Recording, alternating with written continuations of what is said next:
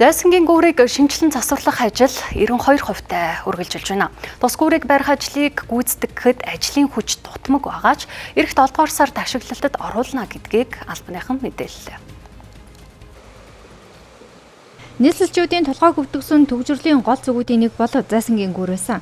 Тэгвэл хуучин гүүрийг нурааж нийт 4 игнэ бүхий 225 м урттай төмөр бетон гүүрийг барьж байгаа юм а. Уг ажлын хүрээнд шал, суурийн арматур, дам нуруу бэлтгэх, газрын түвшнээс доош 17 м-гүнд шон суйрлуулах зэрэг доод бүтцийн ажлыг дууссан, түнчлэн дээд бүтээцийн ажилд нийт 10 алгасал угсрах бөгөөд үүнээс 9 алгаслыг угсраад байгаа юм а. Энэхүү гүүр ашиглалтанд орсноор инх тайвны өргөн чөлөө буюу Сүхбаатарын талбайгаас Зайсан хүртэлх төгжрөл 20 орчим хувиар буурна гэж тооцоолжээ.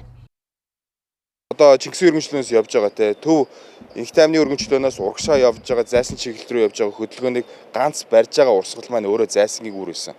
2 игнэ урсгалтай.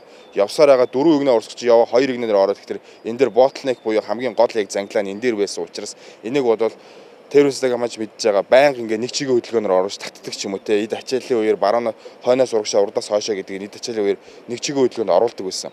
За одоо энэ гүүр маань ашиглалтанд орох юм бол энэ 2 игнэ буюу энэ дээр ямар нэгэн байдлаар бол ботлнек буюу ингээд яг ингээд урсгал боогдож байгаа игнэ бариар ингээд боогдож байгаа асуудал бол байхгүй учраас энэ бол төгжрөлдөөс нөлөөтэй энэ гүүрийг маань ингээд буулгаад шинээр баригдсан учраас энэ дээр бол дахиад 60 жил дээр бол энэ гүүрэн дээр бол ямар нэгэн байдлаар асуудал гарахгүй гэсэн.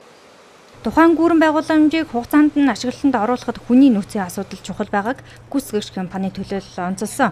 Ажлыг яарвчлуулахаар Филиппин улсаас 20 орчим ажилчид авчирсан. Нийтдээ 40 хүний бүрэлдэхүүнтэйгээр тус гүүрэн байгууламжийн ажлыг гүйцэтгэж байгаа юм а. Яг одоохондоо гүүрийн бүтээн байгуулалтанд толгомцсон тийм салгарцсан ажил бол одоохондоо гараагүй байна. Тэ. Хамгийн асуудал нь ажиллах хүчил ер нь хамгийн их асуудалтай байна тэ. Тэ. Ажиллах хүмүүс энэ монголчууд тэгэл ажиллаж байгаа энийг бол ажилласаа гараа явждаг. Эсвэл хайлаа хайчдаг ч юм уу тийм байна. Тэгээ бид ерөнхийдөө бас өдөр шөнөгүй ажиллаж байгаа болохоор ажиллах хүчээ бас нэмээд хурдан ажиллаа дуусгахын тулд гаднаас бас Филиппинээс ажиллах хүчээ нэмээд ерөнхийдөө ажиллаж байгаа.